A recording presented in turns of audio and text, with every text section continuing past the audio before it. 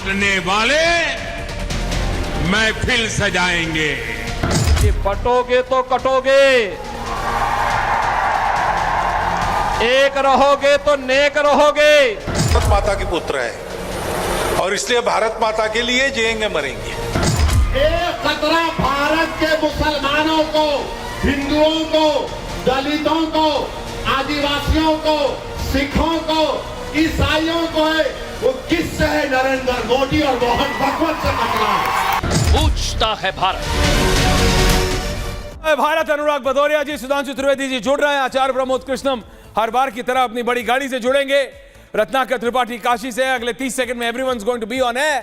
But professor साहब जरा बताइए, ये जितनी मुस्तैदी से आप अपने कुर्ते की बाहें ऊपर करते हैं उतनी मुस्तैदी से जवाब दीजिए। Akhilesh Yadav, Sudhanshu Trivedi has also join. Akhilesh Yadav अगर बोले कि मुसलमान भाई और बहनों इकट्ठे हो जाओ तो वो सेक्युलरिज्म का चेहरा, वो सबको साथ लेने की बात करते हैं। सुधांशु जी को ले आइए साथ में। और अगर यही बात मोहन भागवत हिंदुओं के लिए कर दे तो आप उन्हें कट्टर बना देते हैं। आप बोल देते हैं कि वो मोहन भागवत मुसलमानों को खतरे में ला रहे। क्या है? या तो अखिलेश यादव भी कम्युनल है या फिर मोहन भागवत भी सेक्युलर है। ये आप सिलेक्ट कर लीजिए, चूज कर लीजिए। सुधांशु त्रिवेदी ऑल्सो ऑन है। देखिए कौन क्या कहता है इससे ज्यादा फर्क नहीं पड़ता है। सबसे बड़ी बात है क्या हम संविधान संबद्ध बात कर रहे हैं कि नहीं कर रहे हैं, ये ज्यादा बड़ी बात। क्या हम देश के लोकतंत्र को मान रहे हैं कि नहीं मान रहे हैं, ये ज्यादा बड़ी बात है।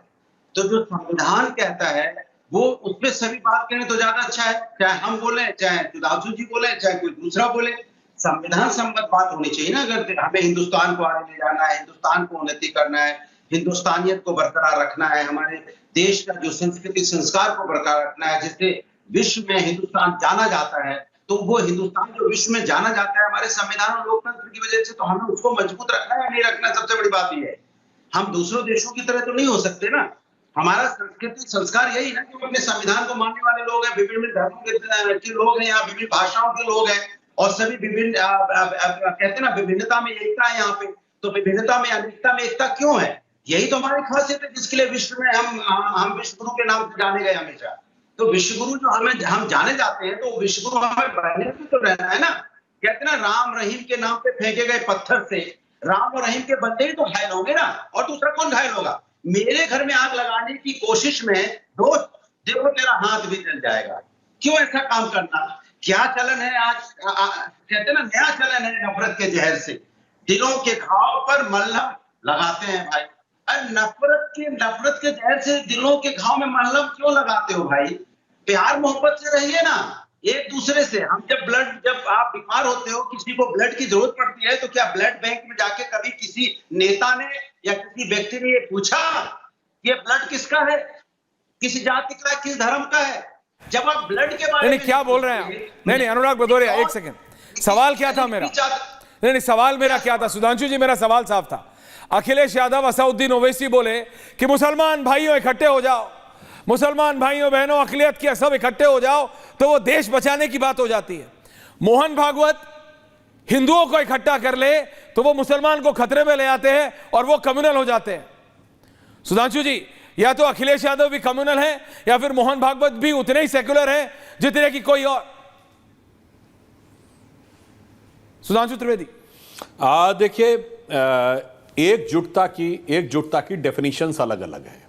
आपने देखा कल हिजबुल्लाह चीफ नसरुल्लाह की मौत का मातम कारगिल लद्दाख से लेकर लखनऊ, सुल्तानपुर, कानपुर, हैदराबाद तक मनाया गया ना, और जय फिलिस्तीन बोला असदुद्दीन ओवैसी ने।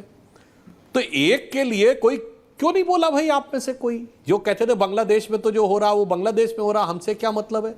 किसी ने बोला सेक्युलरिज्म के सूरमा ने कि जो लेबनान में हो रहा उसका भारत से क्या मतलब है? हाँ, हिजबुल्लाह का चीफ मारा गया, उसका भारत के मुसलमानों से क्या मतलब है? चुप।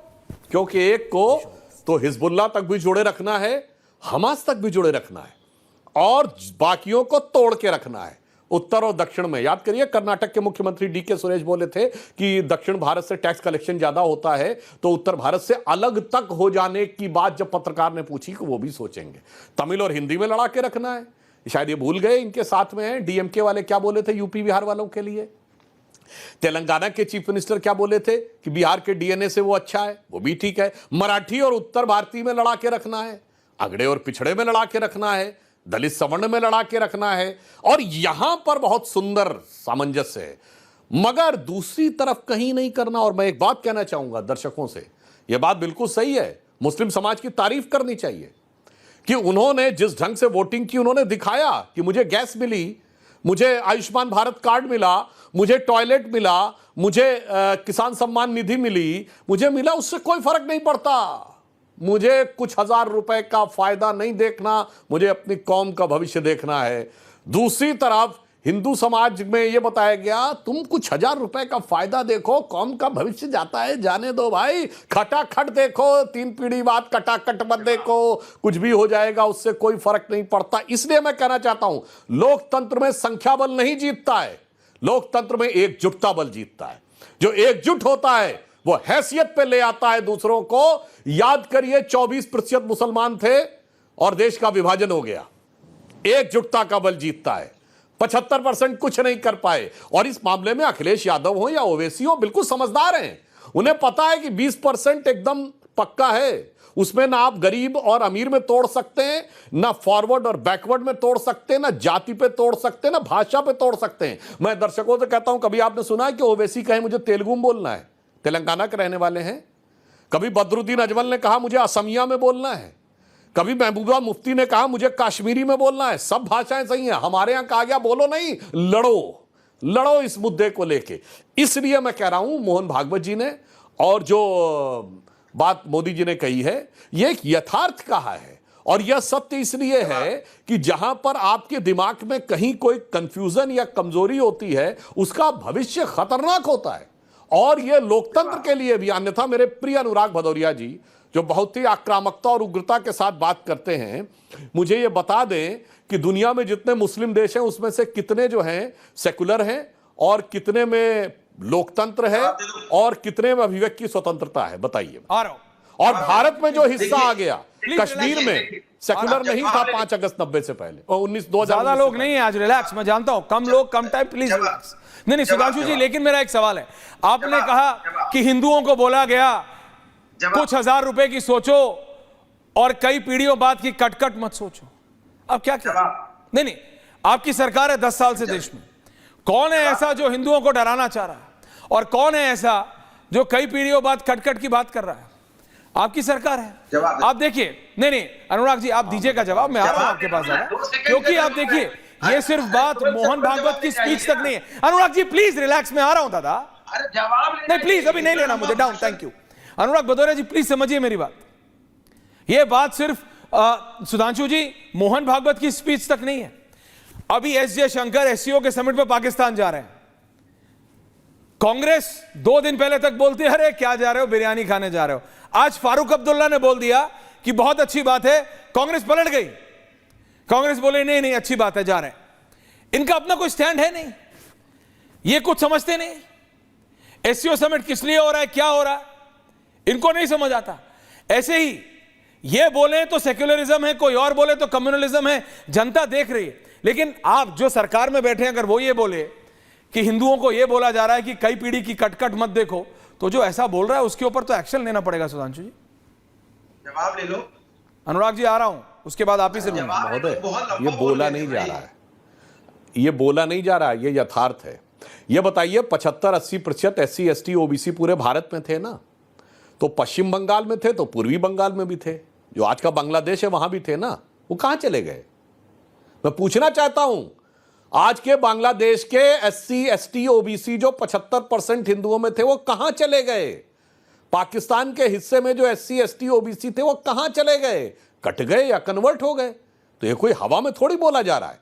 आज ये बताइए, अच्छा भारत में आके देखिए, कश्मीर में, श्रीनगर में सबसे पढ़ी लिखी कम्युनिटी, जो कहा जाता है पढ़ाई लिखाई पे ध्यान दो, मुद्दे की बात करो, विकास की बात करो, कौन थी? कश्मीरी पंडित। 6 महीने में साफ हो गई ना। लाहौर में 1947 तक 75 से 80% हिंदू और सिख की आबादी थी, सब पढ़े लिखे थे, सब बिजनेसमैन थे, डेवलपमेंट ओरिएंटेड थे। 6 महीने में साफ। कराची में 2/3 आबादी सिंधी हिंदू और पंजाबी हिंदू की थी, पढ़े लिखे थे, ओरिएंटेड थे, डेवलपमेंट ओरिएंटेड, 6 महीने में साफ। और मैं दर्शकों को बताना चाहता हूं 1950s तक काबुल में 1/3 आबादी सिखों और हिंदुओं की थी और बिजनेस पे कंट्रोल 90% था 6 महीने में साफ। तो ये तो आंखों देखी है, ये कोई सुनी सुनाई नहीं है। मगर जिनको वोट बैंक की राजनीति करनी है उनके लिए मुसलमानों के कट्टरपंथी तबके का ही साथ लेना है, अच्छे मुसलमान का साथ लेना ही नहीं है। अच्छे सच्चे से नहीं, अपराधी आतंकवादी का साथ लो, वो सत्ता का शॉर्टकट है, वो थोक विक्रेता है वोट का, उससे थोक वोट लो। क्या होता है 2 पीढ़ी बाद छोड़ो, हमसे क्या मतलब, हमें थोड़ी सोचना है। हमारी सरकार सोचती कि 25 साल का एजेंडा प्रधानमंत्री जी ने कहा अमृतकाल का, जो 1000 साल के भारत का आधार बनाएगा, यानी 25 साल का एजेंडा 1000 साल के भारत की सोच। इनमें से किसकी सोच है? इनको तो है 1-2 पीढ़ी की सत्ता, उसके बाद देखा जाएगा क्या होना है। नहीं तो विदेश में भी सबके लिंक है, अपना आराम से इधर उधर हो नहीं।